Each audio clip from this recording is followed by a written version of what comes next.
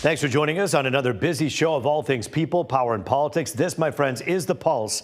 I'm Rup Raj. The summit between President Trump and Russian President Vladimir Putin is the big story at this hour, and I can bottom line this for you right now. No ceasefire deal was announced after more than 3 hours of a meeting. Was there an agreement reached? An uncharacteristically quiet President Trump didn't say, and frankly, he didn't say much more than that. Bottom line, he says another meeting is coming soon, and he has calls in to Ukraine's President Vladimir Zelensky. So it appears the war in Ukraine does continue at this hour.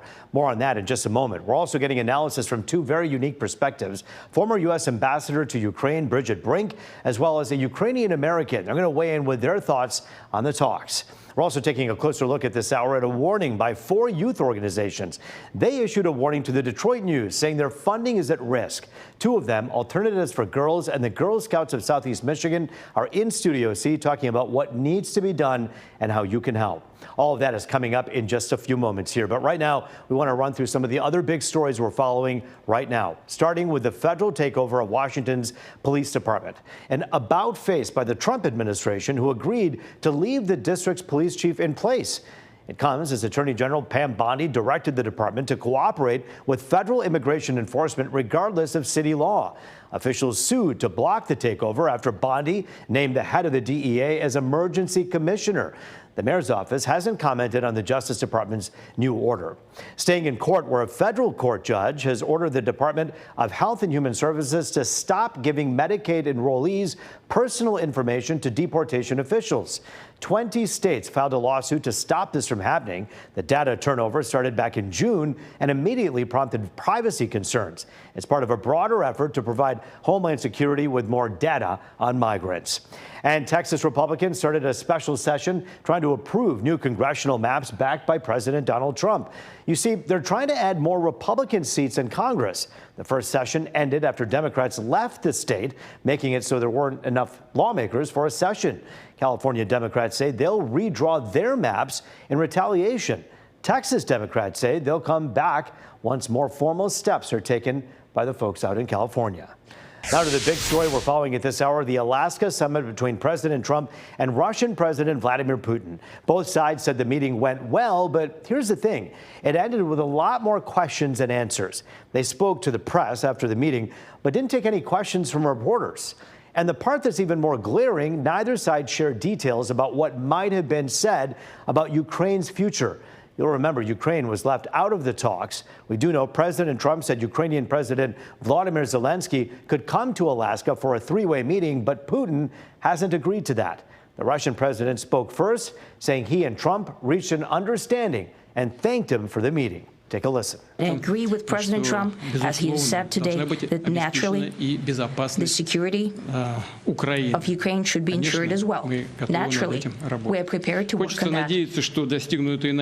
I would like to hope that the agreement that we've reached together will help us bring closer that goal and will pave the path towards peace in Ukraine. We expect that Kiev and European capitals will perceive that constructively and that they won't throw a wrench in the works. Now, President Trump, meantime, touted the progress made in the meeting, saying they agreed on several points and just have a few more remaining. Had some good meetings over the years, right? Good, productive meetings over the years, and we hope to have that in the future. But let's do the most productive one right now. We're going to stop really 5, 6, 7,000, thousands of people a week from being killed, and President Putin wants to see that as much as I do. So, again, Mr. President, I'd like to thank you very much, and we'll speak to you very soon and probably see you again very soon. All right, joining us now via Zoom, a person with a very unique perspective on the war, former U.S. Ambassador to Ukraine, Bridget Brink. We should note, while she is running for Congress, she is here tonight as an expert in this conflict. And Bridget, it's so good to see you. Thanks for joining us here.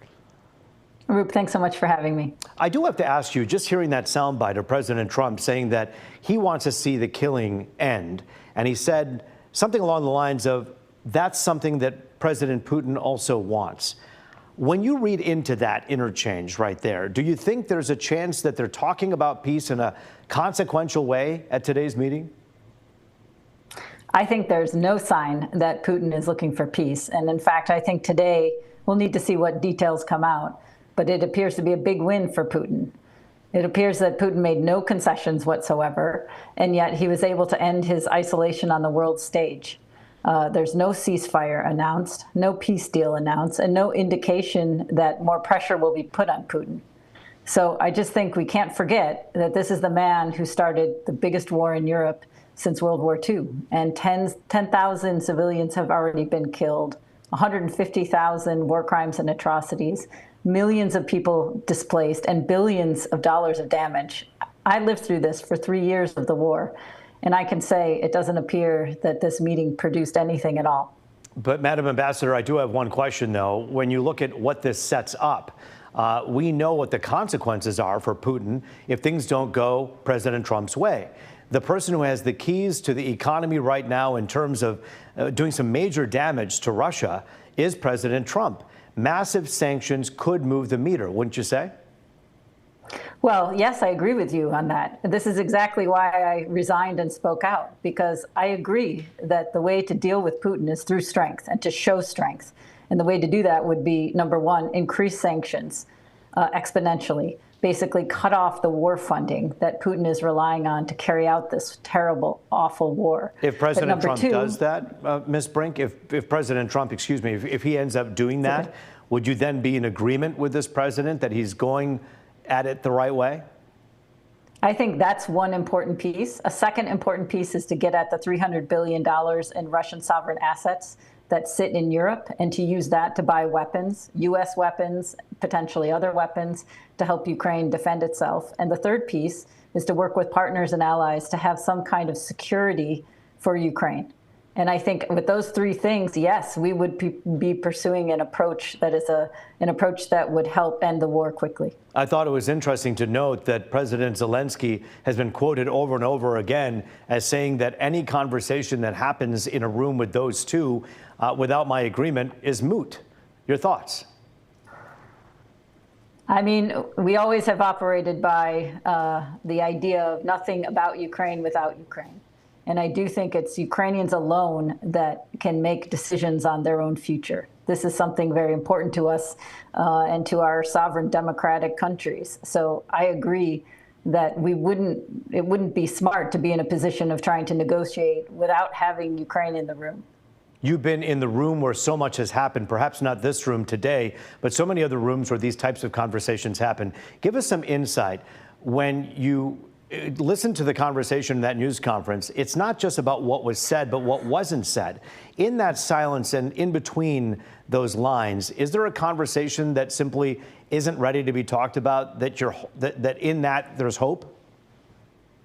I mean, look, as someone who's been in public service for 28 years, I believe that we have to keep trying. I also believe that America needs to lead the world, and we need to lead with our values and our interests. And so core to those are fighting for freedom and democracy for ourselves and around the world. And I think, yes, potentially there could be an outcome that is in our interests. We'll have to see what the details are, but we should continue to try to achieve that. But one of the important ways is we have to do it showing strength. And because I feel that we haven't had a strategy either on this particular conflict, but also on many other areas, as a result of the current administration. That's why I decided to come back and run for the 7th District in Congress. I do have to ask you you talk about strength. Let's talk about weakness for a moment. President Putin is coming to this world stage to, as you say, kind of put himself back into the limelight on the world stage for his own benefit and for his country's strength. Right now, Russia is quite weak economically. And any sanction that's placed against him, in addition to what's already there, can be very consequential and very painful for that country. That's exactly right. These sanctions actually are working. They do need to be expanded and also strengthened. And so I would say that's one of the most important pieces. And there's a sanctions package in Congress ready to go. And this would be helpful. It would put secondary sanctions on countries that are buying Russia's oil, that's fueling the war machine. It would put additional sanctions on banks and other entities, Russian banks, to try to stop money going into the effort to fight the war. So the economy is absolutely hurting, and we should double down and continue. I think this is an important way to end the war. I think this is why Putin is interested in finding an economic way forward, because his economy is very much hurting. And his economy is hurting, and the people of Ukraine are hurting terribly at this hour. And of course, our thoughts are with all of them right now. And by the way, there are so many who are affected by that here at home. We're going to get to that in a moment. But first, a thank you to Bridget Brink for joining us on The Pulse tonight. Thank you, Roop. We're keeping this conversation going after the break with a Ukrainian-American, her take on the summit, and if she's confident there'll be a lasting peace. You're watching The Pulse on Fox 2.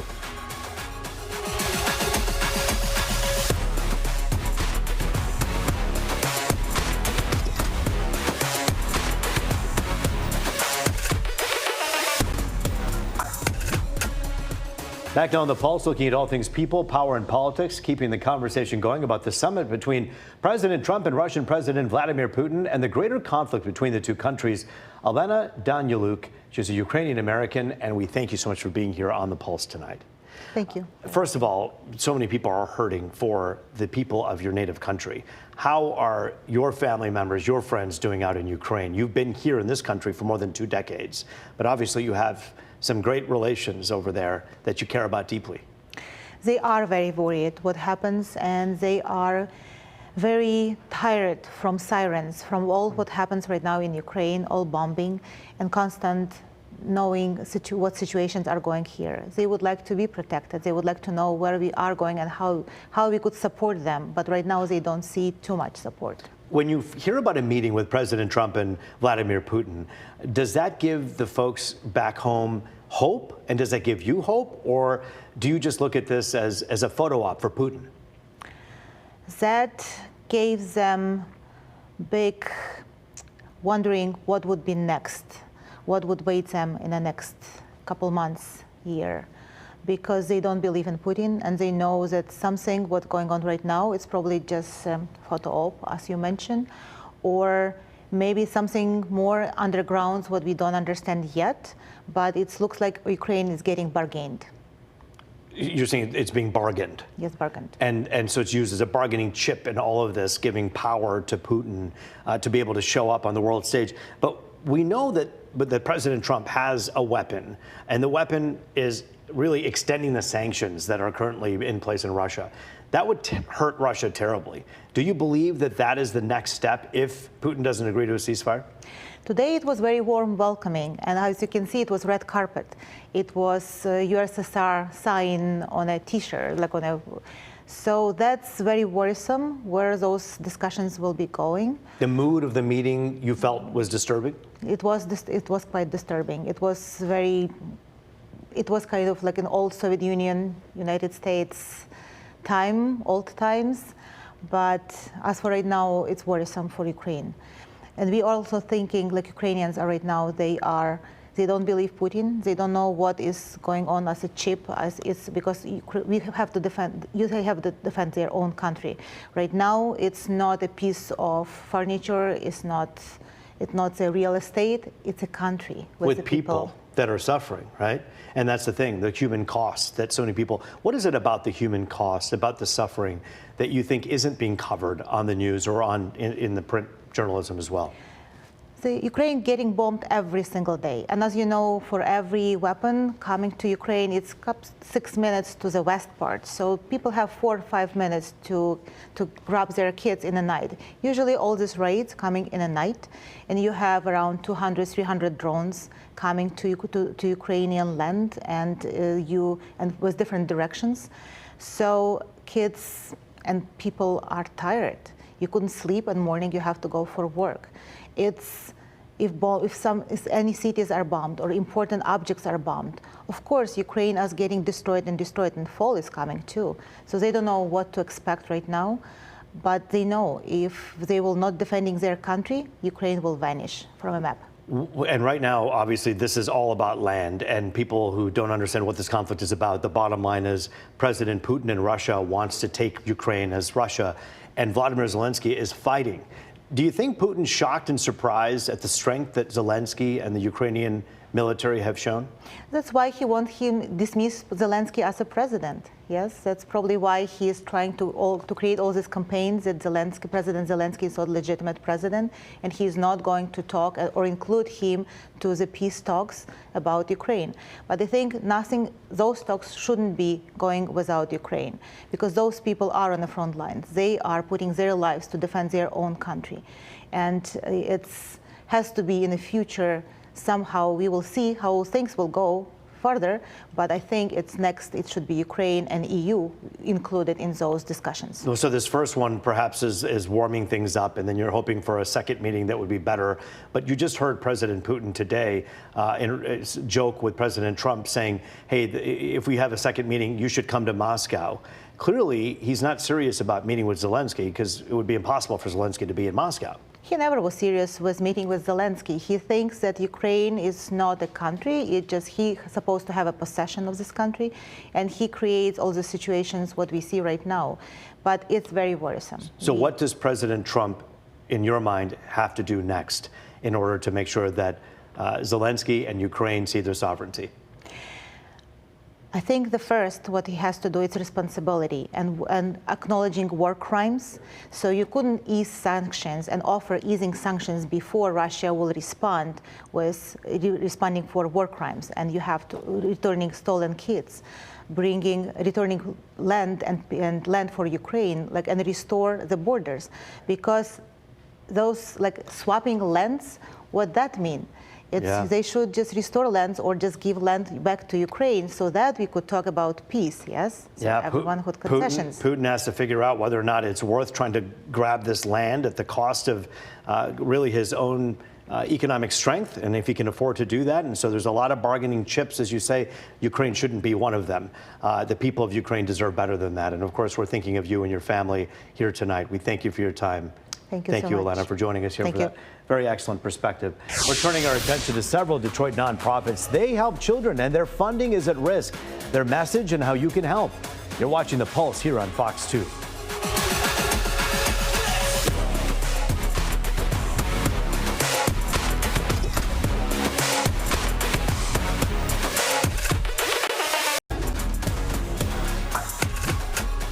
It is People, Power, and Politics. Welcome back to Detroit's only nightly political talk show. This, my friends, is The Pulse.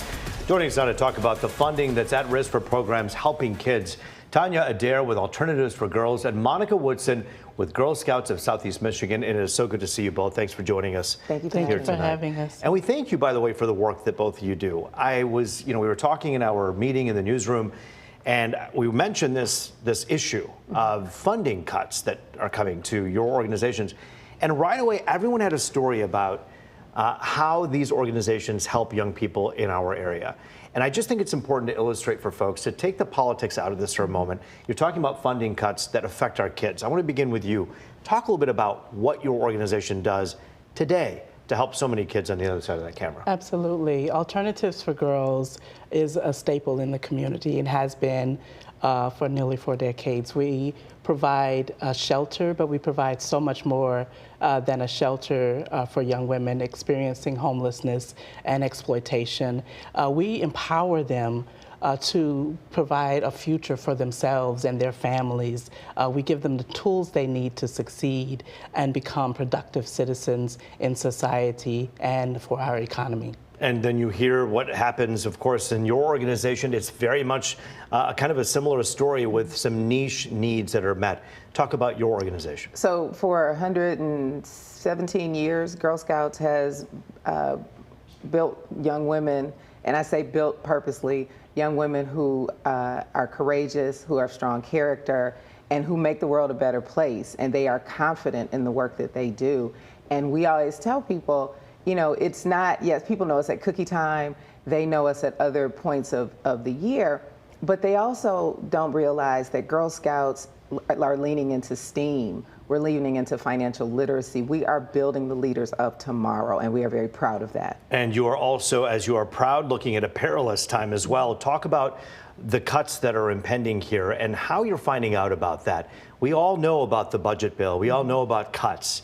But how does someone in your position find out that cuts are coming to your place? So for Girl Scouts in Southeastern Michigan, we're very fortunate. We don't have federal funding, so the cuts are not directly hitting our budget, but the way that they are impacting our budget and the way we are able to deliver services is sort of the ripple effect, right? So if families don't have the funds to do certain things or meet basic needs, they certainly don't have funds to enroll their girls and Girl Scouts. And what we're saying is we have to make sure that we are taking care of the whole child. And so while entities are working to ensure that housing needs are met and food needs are met, we have to do those. But we also have to continue investing in our young people to secure our future and theirs as well. Talk about alternatives. What happens there when you see cuts like this? When we see cuts like this, it's a threat to our organization overall. We are 67% government funded, that being from federal government, state government, which is all pass through, and local government. And so it would significantly impact our organization if we were to receive those cuts. We have a plan in place, a contingency plan to make sure that we are mitigating any threats to our organization, but yet it's still, the uncertainty leaves us just really wondering, like, what is it going to look like? I hear people say there are things you can do, like contribute to these organizations to help with the fundraising goals, but there's also the state of Michigan that can help backfill the needs, perhaps not those directly of the Girl Scouts, but those who are coming to the Girl Scouts, and for alternatives, directly help with kind of backfilling that funding. Is that what the state is going to do in your mind? Well, we've been in communication with the state, and there are cuts at the state level, we do understand as well, but they have been a strong supporter of AFG and will continue to do so, and they've said that they'll continue to do so as much as they can. But when you have your organization funded 67% of it from those federal government grants, if you will, what happens right away? I mean, wouldn't you need immediate help if they do decide to cut? We would need immediate help, but the 67% is not just federal. It's also based on the state grants that we receive as well. The bulk of it, the most of it rather, is from federal, but there are state grants that we also already receive, and we're hoping that those will continue. There are many Republicans who also voted against that budget bill in the Senate. Rand Paul being a fervent supporter of President Trump, but then on this one took a break and said, I can't support this. What are you hoping for in terms of legislatures, both at the state level and the federal level, to help with the folks who need the help the most? Well, one thing I am hoping, and we also are very fortunate to receive state funding as well, but I'm hoping that, as I said earlier, we want the state, as they're making their decisions, and I'll go ahead and add the philanthropic community as well, when they're making their decisions on what we're going to fund, we have to rally around certain things. I understand that. But I'm going to continue my mantra of we've got to invest in the whole child. We have to make sure that those social supports remain in place so that our young people can continue to grow and thrive and grow into the people who are going to address financial uncertainties and scarcities in the future. These are the young people. We invest in them today. We're giving them the tools to be able to address those issues when they happen on their watch. It's the right thing to do to make sure that these kids have what they need, but it's also, if you really think of it from an even utilitarian view, think about your future. You're investing into the very people that will be taking care of our country, our world, and we certainly hope that they will, the folks who are in charge, even with this budget bill passing, will take into account the needs of the people who need it most. So I want to thank you both for joining us here on The Pulse. Thank you so much. Appreciate your time. That is The Pulse for tonight. Thanks so much for joining us. I'm Rup Raj. As always, it was great to be with you. Have a great weekend.